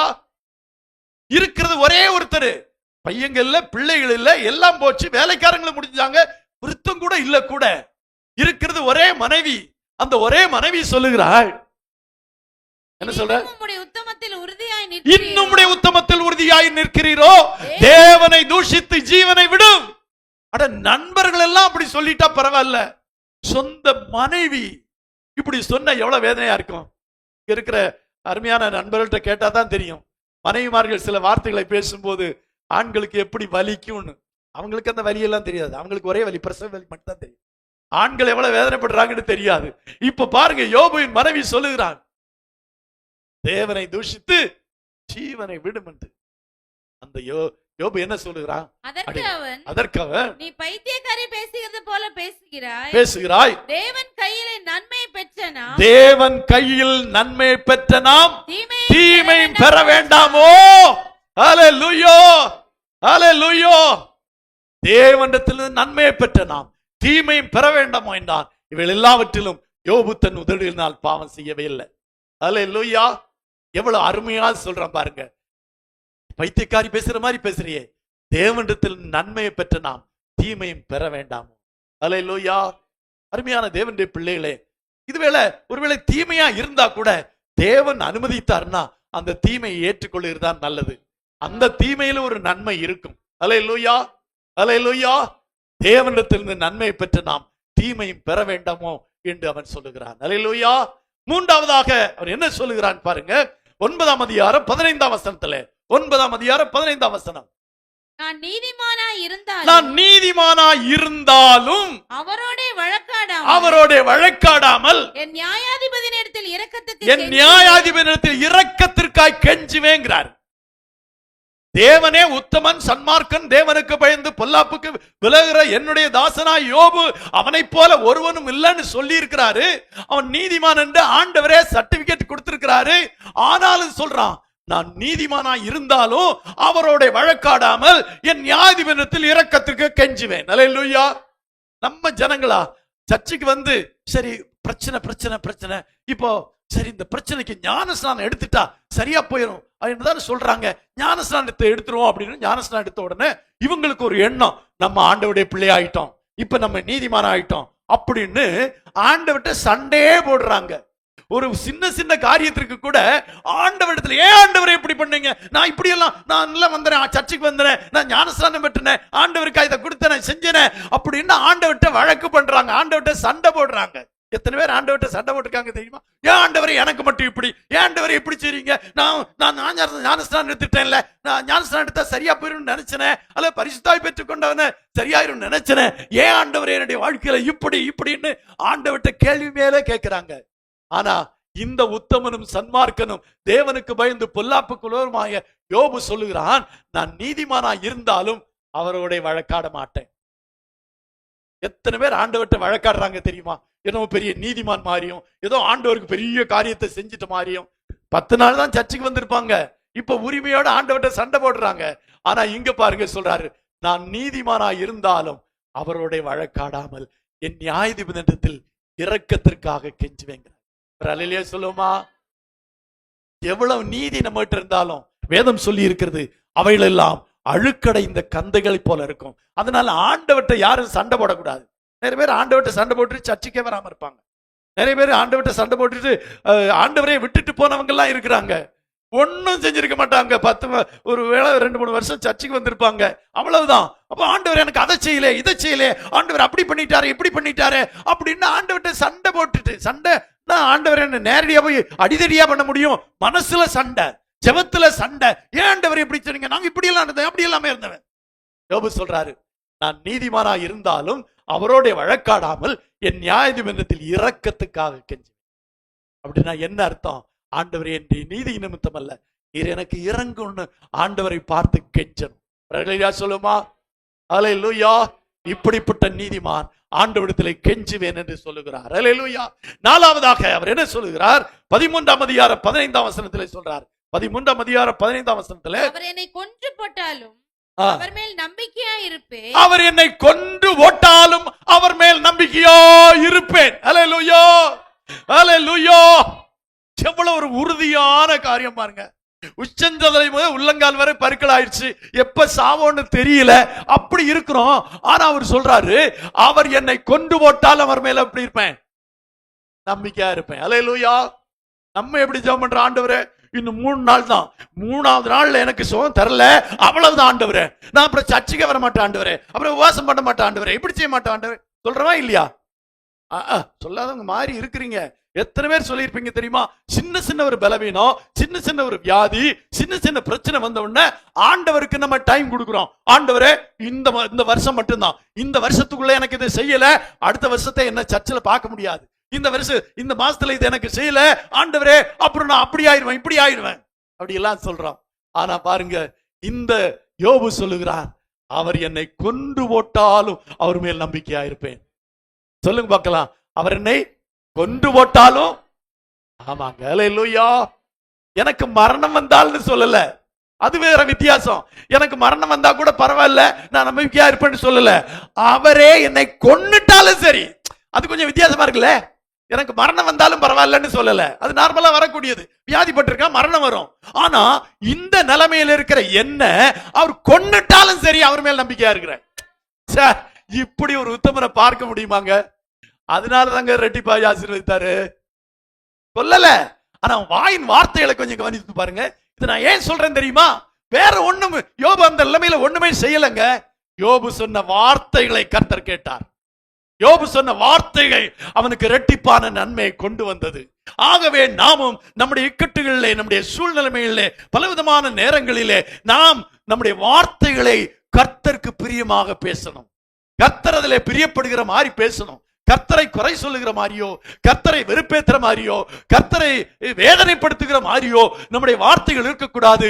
கர்த்தரை மகிமைப்படுத்துகிறதா இருக்கணும், கர்த்தரை உயர்த்துகிறதா இருக்கணும், கர்த்தருக்கு நன்றி செலுத்துகிறதா இருக்கணும், கர்த்தர் மேல் நம்முடைய நம்பிக்கை உறுதிப்படுத்துகிறதாக அந்த வார்த்தைகள் இருக்கணும். அதான் சொன்னாரு, அவர் என்னை கொண்டு போட்டாலும் அவர் மேல் நம்பிக்கையா இருப்பேன். அல்லேலூயா. யாராவது இந்த காரியம் நடக்கலன்னா அவ்வளவுதான், எனக்கு ஆண்டவர் வேண்டாம், ஒண்ணும் வேண்டாம் அப்படின்னு நினைச்சிருந்தா இந்த காலையில இந்த வார்த்தையை சொல்லுங்க. ஆண்டவரே நீங்க என்னை கொண்டு போட்டாலும் சரி ஆண்டவரே, நாங்க உண்மையைத்தான் நம்புவேன், நான் உண்மையைத்தான் நம்புவேன்னு சொல்லுங்க. ஆண்டவர் உங்களை இரட்டிப்பாய் ஆசீர்வதிப்பார். அல்லேலூயா, அல்லேலூயா. அடுத்த வசனம் 19ஆம் அதிகாரம் 25ஆம் வசனத்திலிருந்து வாசிக்கலாம். 19ஆம் அதிகாரம் 25 முதல், உயிரோடு இருக்கிறார் என்றும் என் மீட்பர் உயிரோடு இருக்கிறார் என்றும் அவர் கடைசி நாளில் பூமியின் மேல் நிற்பார் என்றும் நான் அறிந்திருக்கிறேன். இந்த என் தோல் முதலானவைகள் அழுகி போன பின்பு, இந்த என் தோல் முதலானவை அழுகி போன பின்பு நான் என் மாம்சத்திலிருந்து தேவனை பார்ப்பேன், நான் என் மாம்சத்திலிருந்து தேவனை பார்ப்பேன், அவரை நானே பார்ப்பேன். அந்நிய கண்கள் அல்ல, என் கண்களே அவரை காணும். இந்த வாஞ்சியால் என் உள்ளந்தரிகள் எனக்கு சோர்ந்து போகிறது. அல்லேலூயா. அவரை நானே பார்ப்பேன், அந்நிய கண்கள் அல்ல, என் கண்களே அவரை காணும். என் மீட்பர் உயிரோடு இருக்கிறார், அவரை கடைசி நாளிலே நான் காண்பேன், அவர் பூமியின் மேல் நிற்பார் என்று நான் அறிந்திருக்கிறேன். அல்லேலூயா. அவரை நானே பார்ப்பேன். அதுதாங்க நம்முடைய வாஞ்சியா இருக்கணும். சொல்லுமா, இழந்ததை எல்லாம் திரும்ப பார்ப்பேன் என்றல்ல, வாழ்ந்து கொண்டிருக்கிற உலகத்தை பார்ப்பேன் என்றல்ல, என்னுடைய பிள்ளைகளை பார்ப்பேன் என்று சொல்லல. அவரு என்னுடைய இழந்த பிள்ளைகளை பார்ப்பேன் சொல்லல, இழந்த எல்லாவற்றையும் திரும்ப பெறுவேன் சொல்லல. எனக்கு தெரியும் நான் மரணிப்பேன், ஆனாலும் என்னுடைய தோல் முதலாய அழுகி போன பின்பும் என்னுடைய சொந்த மாம்சத்திலிருந்து நான் அவரை பார்ப்பேன். அல்லேலூயா. அவரை நானே பார்ப்பேன், அந்நிய கண்கள் அல்ல, என் கண்களே அவரை காணும். அல்லேலூயா. இது அவருடைய விசுவாசம். அல்லேலூயா. அப்படின்னா என்ன அர்த்தம்? எனக்கு அவரை பார்க்கணும், அவ்வளவுதான். எல்லாம் இழந்தா பரவாயில்ல, எனக்கு வியாதி வந்தா பரவாயில்ல, எனக்கு எல்லாமே நஷ்டமாகி அவர் என்னை கொண்டு போட்டாலும் பரவாயில்ல, எனக்கு ஒரு நம்பிக்கை இருக்கிறது, நான் என் சொந்த கண்களாலே அவரை காண்பேன். அதுதான் எனக்கு வேணும். அல்லேலூயா, அல்லேலூயா. இந்த உலகத்துல அதை பார்க்கணும் இதை பார்க்கணும்னு ஆசைகள் நிறைய இருக்கலாம். ஆனா ஒரு தேவனுடைய பிள்ளைக்கு என்ன ஆசையா இருக்கணும் தெரியுமா? அவரை காணணும், அவரை பார்க்கணும். அவர் வரும்போது நான் அவரை காணணும், அவர் என்னை பார்ப்பாரு, நான் அவரை பார்ப்பேன். என் சொந்த கண்கள் அவரை காணும். என் மீட்பர் உயிரோடு இருக்கிறார் சொல்றாரு பாருங்க. அந்த முதல் வசனத்துல சொல்றாரு, என் மீட்பர் உயிரோடு இருக்கிறார். அல்லேலூயா. என் மீட்பர் உயிரோடு இருக்கிறார் என்றும் அவர் கடைசி நாளில் பூமியின் மேல் நிற்பார் என்றும் நான் அறிந்திருக்கிறேன். அல்லேலூயா. புதிய ஏற்பாட்டில் இருக்க இயேசு கிறிஸ்துவை பற்றி அவர் ப்ராபசியா சொல்றாரு. இதைத்தான் சொல்றார். இயேசு கிறிஸ்து அந்த சீயோன் மலை மேல் நிற்பார் அல்லவா, அதைத்தான் அவர் அங்கே தரிசனமாக ப்ராபசியாய் சொல்றார். என் மீட்பர் உயிரோடு இருக்கிறார். மீட்பர்னா ரட்சகர், ரட்சகர்னா இயேசு கிறிஸ்து. அது பழைய ஏற்பாட்டிலே சொல்லப்பட்டிருந்தாலும் ஆயிரக்கணக்கான வருடங்களுக்கு முன்பதாக, உங்களுக்கு தெரியும், யோபுவின் புஸ்தகம் தான் வேதத்தின் முதல் புஸ்தகம். முதல் புஸ்தகம் யோபு தான். எழுதப்பட்ட காலங்களை வைத்து பார்க்கும் போது முதலாவது எழுதப்பட்டது யோபுவின் புஸ்தகம். ஆனா அது முதலாவது இடம் பெறல. முதலாவது இடம் பெறலங்கிறதுக்கு ஒரு காரணம் சொல்லியிருக்கேன். என்ன காரணம்? அதனுடைய துவக்கம் அப்படி இருக்கிறபடினாலே அது முதல்ல இடம் பெறல. முதல்ல என்ன சொல்லப்பட்டிருக்கிறது? 1ஆம் வசனம் என்ன சொல்லுது?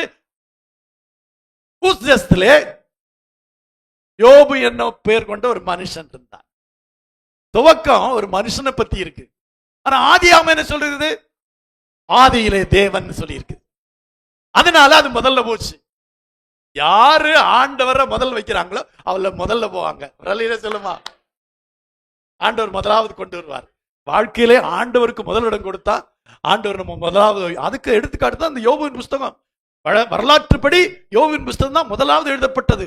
ஆனா முதல்ல இடம் பெறல, வேதத்துல முதல்ல இடம் பெறல. காரணம், அது ஒரு மனுஷனை முதல்ல சொல்லி இருக்குது. ஆனா ஆதியாகம புஸ்தகம் முதல்ல தேவன் என்று சொல்லுகிறது.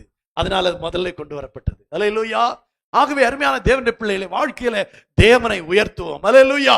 இன்னும் ஒரு வசனம் அங்கே சொல்லப்பட்டிருக்கிறது.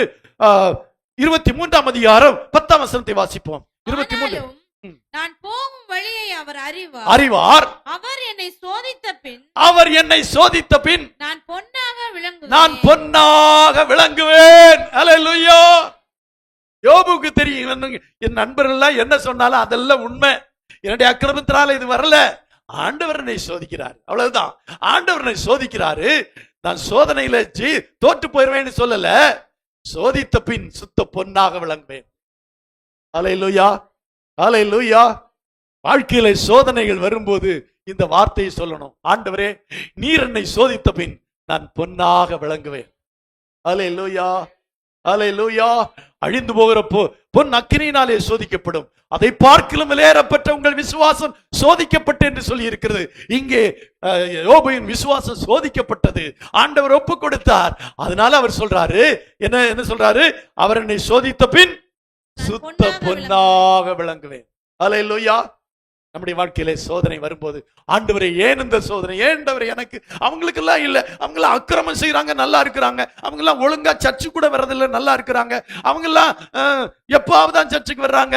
நான் தான் தினம் போறேன், நான் தான் போய் தினம் ஜெபம் பண்றேன். ஆண்டவரே வாரந்தவராம போறேன், கஷ்டம் இருக்கு தசமாம் கொடுக்குறேன், எல்லாம் நான் செய்யறேன். ஆண்டவரே எனக்கு மட்டும் ஏன் ஆண்டவரே? எத்தனை பேர் கேட்டிருக்கணும்? அப்படி சொல்லி இருக்கல, நியாயப்படுத்தி இருக்கோம்ல. அவங்க எல்லாம் நல்லா இருக்காங்க பாருங்க, அவங்களாம் சரியா கூட வரதில்லை, சரியா கூட ஆராதிக்கிறது பேருக்கு தான் வராங்க. அவங்க வீட்டை கட்டிட்டாங்க பாருங்க, அவங்க அப்படி இருக்காங்க பாருங்க. ஆண்டவரே நான் இப்படியே தான் இருக்கிறேன் சொல்றான். வேலையில்லாம் இக்கட்டான வேளையில என்ன சொல்லணும் தெரியுமா? ஆண்டவரே, நீர் என்னை சோதித்த பின் நான் சுத்த பொன்னாக விளங்குவேன். அல்லேலூயா, அல்லேலூயா. ஆமா ஆண்டவரே. பிரியமான தேவனுடைய பிள்ளைகளே, வாழ்க்கையில சில நேரத்துல நம்முடைய உண்மையை சோதிக்கும் பொருட்டாக, நம்முடைய விசுவாசத்தை சோதிக்கும் பொருட்டாக, வேதம் அப்படித்தானே சொல்லி ஆபிரகாமை குறித்து, ஆபிரகாமை கர்த்தர் ஆசீர்வதித்தார் என்று சொல்லி 21ஆம் அதிகாரத்தில் முடித்து விட்டு 22ஆம் அதிகாரத்திலே துவக்கத்திலே சொல்லப்படு, பின்னும் கர்த்தர் ஆபிரகாமை சோதித்தார். அல்லேலூயா. உத்தமன் தெரியும், ஆபிரகாமை குறித்து அவருக்கு நல்லா தெரியும். ஆனாலும் ஆபிரகாமை சோதித்தார். அந்த சோதனையிலே அவன் ஜெயித்தான். அவன் பொன்னாக விளங்கினான். தன்னுடைய சொந்த குமாரனை அவன் ஆண்டவருக்காக பலியிட முன் வந்தான். அதிலே அவன் ஜெயித்து விட்டான், பொன்னாக விளங்கினான்.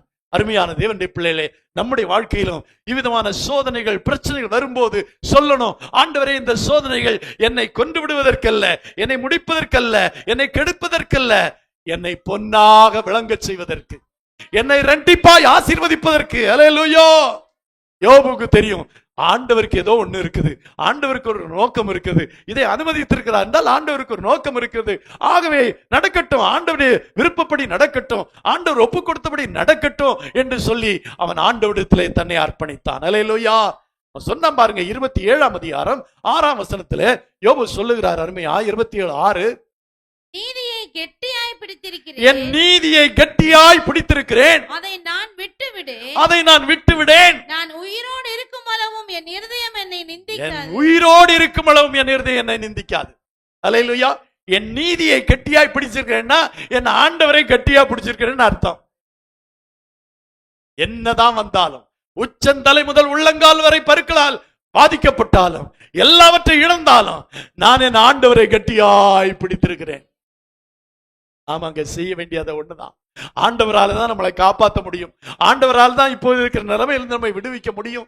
ஆண்டவர் தான் நமக்கு உதவி செய்ய முடியும். மனுஷனுடைய உதவி விருதான் வேதம் சொல்லி இருக்கிறது. யார் நம்மை விடுவிக்க முடியும்?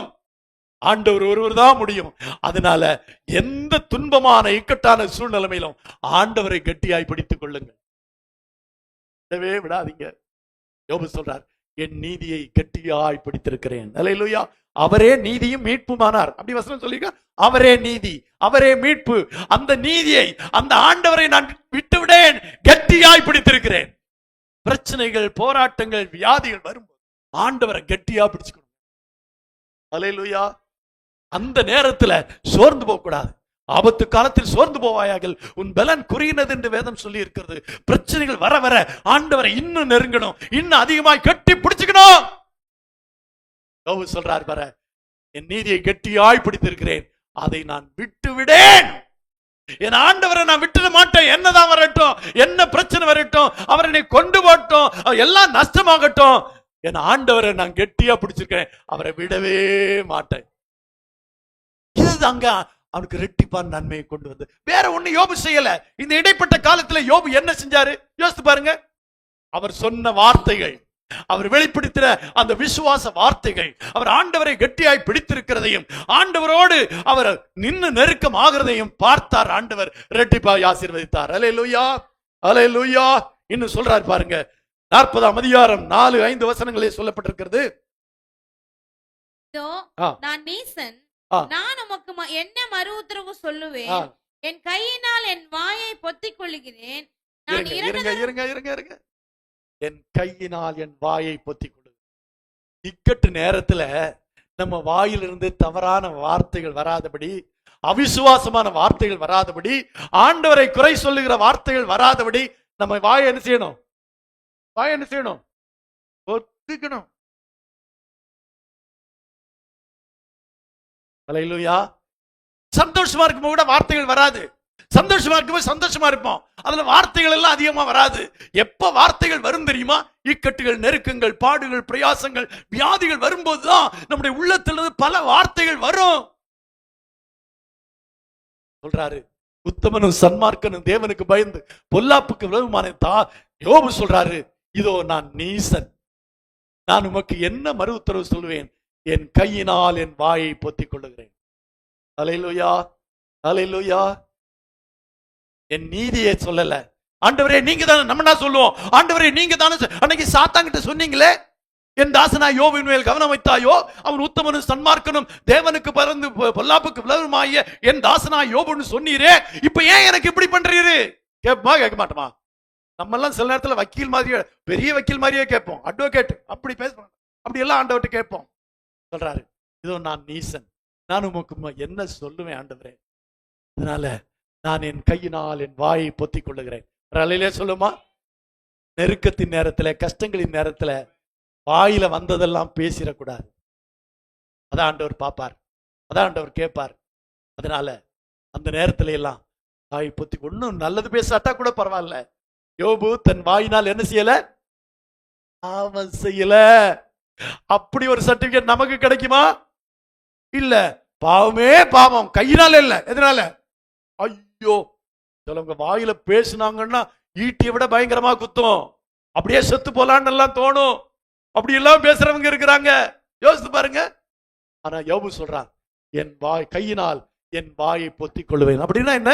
என் உதடு கூட தெரியாம திறந்துடக்கூடாது, அதனால கையை வச்சு என்ன செய்வேன்? வாயை பொத்திக் கொள்வேன். யோசித்து பாருங்க. ஆண்டவர் இதை கேட்டார்.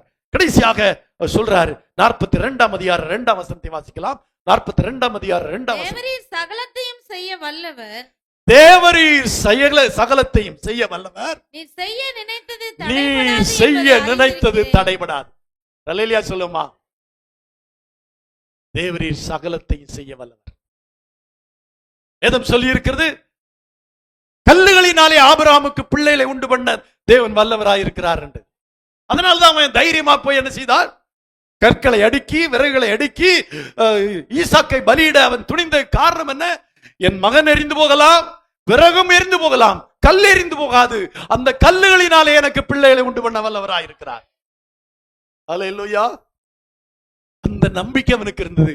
அதே போலதான் யோபு சொல்றான், தேவரீர் சகலவற்றையும் செய்ய வல்லவர், என்ன நான் இழந்ததை எல்லாம் அவர் திரும்ப செய்ய வல்லவராயிருக்கிறீர், எனக்கு திரும்ப செய்ய வல்லவராயிருக்கிறீர், என்னை இரட்டிப்பாய் ஆசீர்வதிக்க வல்லவராயிருக்கிறீர், என்னை மீண்டும் சுகமாக்க, இந்த உச்சம் தலை முதல் உள்ளங்கால் வரை இருக்கிற பருக்களில் இருந்தும் எனக்கு சுகந்தர தேவரீர் வல்லவராயிருக்கிறீர். அல்லேலூயா. நீர் செய்ய நினைத்தது தடைபடாது என்பதை அறிந்திருக்கிறேன். ஆண்டவர் நம்முடைய வாழ்க்கையில என்ன செய்ய நினைச்சிருக்கார், அதை யாரும் எந்த கொம்பனாலும் தடை செய்ய முடியாது. அல்லேலூயா. அவர் செய்ய நினைத்தது நம்முடைய வாழ்க்கையில நடக்கும். அல்லேலூயா. அவர் பருக்களால் நம்மை வாதிக்கிறதுக்கு அவர் நிச்சயம் பண்ணியிருந்தாரால் அது நடக்கும். அதே நேரத்தில் நம்மை இரட்டிப்பாய் ஆசீர்வதிப்பதற்கு ஆண்டவர் திட்டம் வைத்திருந்தாலும் தடைபடாமல் அது நடக்கும். அதைத்தான் அவர் கடைசியா அறிக்கையிடுகிறார், தேவரீர் செய்ய நினைத்தது தடைபடாது. அல்லேலூயா. எவ்வளவு அருமையான, தேவரீர் சகலவற்றையும் செய்ய வல்லவர். அல்லேலூயா. அல்லேலூயா. நீ செய்ய நினைத்தது தடைபடாது. அல்லேலூயா. இப்ப 42:12 வாசிக்கலாம். கர்த்தர் யோபின் முன்னிலைமையை பார்க்கிலும் அவன் பின்னிலைமையை ஆசீர்வதித்தார். அல்லேலூயா. கர்த்தர் அவருடைய முன்னிலைமையிலும் பின்னிலைமையை ஆசீர்வதித்தார். எதற்காக ஆசீர்வதித்தார்? என்ன செஞ்சாரு? இப்ப நான் உங்ககிட்ட கேள்வி கேட்கிறேன், என்ன தாங்க யோபு செஞ்சாரு? எதையாவது செஞ்சாரா? ஒன்னும் செய்ய முடியாம தரையில உட்கார்ந்து இருக்கிறாரு. எதுல? உச்சந்தலை முதல் உள்ளங்கால் வரை. என்ன ஊழியமா செஞ்சிருப்பாரு? ஆத்மாதயமா செஞ்சிருப்பாரு? ஒண்ணுமே செய்யல. பேசின வார்த்தைகள், தேவனை பற்றி சொன்ன வார்த்தைகள், தன்னுடைய விசுவாசத்தை பற்றி சொன்ன வார்த்தைகள், ஆண்டவரை மகிமைப்படுத்தும்படியான வார்த்தைகள் மட்டும்தான் யோபுடைய வாயிலிருந்து வந்தது. அதை கர்த்தர் கேட்டார், இரட்டிப்பாய் ஆசீர்வதித்தார். அல்லேலூயா. ஒருவேளை இப்படி அட்வைஸா யோசித்து பாருங்க. யோபு வந்து ஆண்டவருக்கு இப்படி பண்ணிட்டாரு, அப்படி பண்ணிட்டாரு, நான் இப்படி எல்லாம் உத்தமனா இருந்தேனே, சன்மார்க்கனா இருந்தேனே, எனக்கு இப்படி வியாதி வர பண்ணிட்டாரு, என் பிள்ளை எல்லாம் எடுத்துட்டாரு, என் சொத்தெல்லாம் போச்சு அப்படின்னு புலம்பி இருந்தா இரட்டிப்பான ஆசீர்வாதம் கிடைச்சிருக்காது. யோபு செய்தது ஒன்றுதான், தன் நாவினால் பாவம் செய்யவில்லை. கர்த்தருடைய கையிலிருந்து நன்மையை பெற்று நாம் தீமையை பெற வேண்டாமோ? கர்த்தர் தந்தார், கர்த்தர் எடுத்தார், கர்த்தருடைய நாமத்துக்கு மகிமை உண்டாவதாக. அவர் என்னை கொண்டு போட்டால் அவர் மேல் நம்பிக்கையாயிருப்பேன், அவர் என்னை சோதித்த பின் சுத்த பொன்னாக விளங்குவேன், என் நீதியை கெட்டியாய் பிடித்திருக்கிறேன், அதை நான் விடமாட்டேன். இதோ நான் நீசன், என் கை என் வாயை பொத்திக் கொள்ளுகிறது, ஒன்னும் எனக்கு சொல்றதுக்கே இல்லை, இனி நான் பேச போறதில்லைன்னு அவன் முடிவு பண்ணினா அவனை கர்த்தர் இரட்டத்தனையாய் ஆசீர்வதித்தார். அல்லேலூயா. இப்ப சொல்லுங்க, யோபு ரெண்டத்திலே ஆசீர்வதிக்கப்பட்டதற்கு என்ன காரணம்னா தேவன் அனுமதித்த அந்த சோதனையை அவன் ஏற்றுக்கொண்டான். மகிழ்ச்சியா ஏற்றுக்கல. ஏன்னா வேதனை, அவ்வளவு கொடிய துக்கம். மகிழ்ச்சியா இருந்தேன்னு சொல்லல, உண்மைதான். எப்படி இருக்க முடியும்? எல்லாவற்றையும் இழந்த ஒருவன் துக்கமா அவன் சந்தோஷமா இருக்க முடியாது. இவ்வளவு வியாதி இருக்கிறவன் அவன் மகிழ்ச்சியா இருக்க முடியாது. ஆனாலும் அதுல என்ன பார்த்தோம் என்றால், அவன் தன் வாயினாலே பாவம் செய்யவில்லை, அவர் ஆண்டவரை மகிமைப்படுத்திக் கொண்டே இருந்தான். ஆமா பிரியமான தேவனுடைய பிள்ளைகளே, ஆண்டவரை மகிமைப்படுத்திக் கொண்டே இருங்கள். உங்களுடைய வாழ்க்கையில என்ன கஷ்டம் என்ன வந்தாலும் சரி, இந்த யோபுவை போல நீங்க சொல்லிக்கொண்டே இருங்க. தேவன் நினைத்ததை செய்ய நினைத்ததை தடைபடாது. உங்களுடைய வாழ்க்கையில அற்புதம் நடக்கும், அதிசயம் நடக்கும். ரெண்டத்தினாய் கர்த்தர் உங்களை ஆசீர்வதிப்பார். அல்லேலூயா, அல்லேலூயா. ஆகவே இனிமேல் யாராவது இக்கட்டு பிரயாசங்கள் வியாதிகள் விக்கினங்கள் வரும்போதெல்லாம் இதை நினைத்துக் கொள்ளுங்கள். அல்லேலூயா. ஏதாவது நஷ்டம் வந்தாலும் ஏதாவது இழப்புகள் வந்தாலும் கர்த்தர் தந்தார், கர்த்தர் எடுத்தார். கர்த்தருடைய நாமத்துக்கு ஸ்தோத்திரம். அல்லேலூயா. மனைவியோ வேறு யாரோ சொன்னா சொல்லுங்க, தேவனுடைய கையிலிருந்து நன்மையை பெற்ற நாம் தீமையை பெற வேண்டாமோ என்று சொல்லுங்க. அல்லேலூயா. நான் நீதிமானா இருந்தாலும் அவருடைய வழக்காட மாட்டேன், நான் என்னுடைய நியாயாதிபதி இடத்திலே கெஞ்சுவேன் சொல்லுங்க. அவர் என்னை கொண்டு போட்டாலும் அவர் மேல் நம்பிக்கையா இருப்பேன் சொல்லுங்க. என் மீட்பர் உயிரோடு இருக்கிறார், அவரை என் சொந்த கண்கள் காணும். அவர் சோதித்தபின் சுத்த பொன்னாய் விளங்குவேன். என் நீதியை கட்டியாய் பிடித்திருக்கிறேன், அதை நான் விடமாட்டேன். அல்லேலூயா. கடைசியாக, தேவரீர் சகலவற்றையும் செய்ய வல்லவராயிருக்கிறேன், நீர் செய்ய நினைத்து தடைபடாது. நம்முடைய வாழ்க்கையில தேவன் பெரிய திட்டங்களை வைத்திருக்கிறார், நன்மையான காரியங்களை வைத்திருக்கிறார். இடைப்பட்ட காலங்களிலே சில வேளையிலே நமக்கு விதமான சோதனைகள், இவ்விதமாக இல்லாவிட்டால் சிறிய சிறிய சோதனைகள், போராட்டங்கள், வியாதிகள் பல வரலாம். அந்த நேரத்தில் என்ன பேசுறோங்கிறது தான் இன்னைக்கு ஒரு படிப்பினையா இருக்கட்டும். எல்லாருடைய வாழ்க்கையிலும் வியாதி விக்கினங்கள், போராட்டங்கள், பிரச்சனைகள், துக்கங்கள், சங்கடங்கள்லாம் வரும். ஆனா அந்த நேரத்தில் பேசுற வார்த்தைகள் உங்களுக்கு இரட்டிப்பான பலனை கொண்டு வரும். அப்ப என்ன பேசணும்னு யோசித்துக்கோங்க. அதுதான் ரொம்ப ரொம்ப முக்கியமான ஒரு காரியம். அல்லேலூயா, அல்லேலூயா. தலைகளை வணங்கி ஜெபிப்போம். வந்தாலும் நம்புவே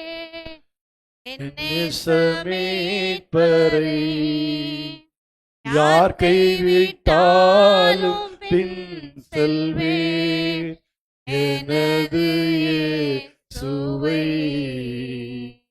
அகல ஆழ உயரமாய் எவ்வளவு அன்பு கூர்ந்தார், என்ன வந்தாலும் நம்புவேன். என்னை விட மாட்டார். காக்கும் வல்ல மீட்பர் உண்டெனக்கு, உண்டெனக்கு, உண்டெனக்கு. காக்கும் வல்ல மீட்பர் உண்டெனக்கு, காத்திடுவார் என்றுமே. ஆமா,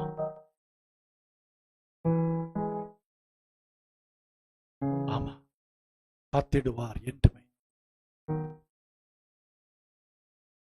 யோபுவின் முன்னிலைமை காட்டிலும் பின்னிலைமையை கர்த்தர் இரண்டத்தினையாய் ஆசீர்வதித்தார். அதற்கான காரணம், யோபு தன்னுடைய நாவினாலே பாவம் செய்யல. யோபு தன்னுடைய வாயினாலே தேவனை உயர்த்தினார், தேவனை மகிமைப்படுத்தினார், தேவனுடைய ஆவிக்குரிய வாழ்க்கையில உறுதியாக இருந்தார். ஆண்டவரை விட்டு விலக மாட்டேன், அவர் என்னை கொண்டு போட்டாலும் அவர் மேல் நம்பிக்கையாக இருப்பேன். என் நீதியை கெட்டியாய் பிடித்திருக்கிறேன், அதை விட்டு நான் விலகேன். என் நியாயாதிபதியிடத்திலே இரக்கத்திற்காய் கெஞ்சுவேன்.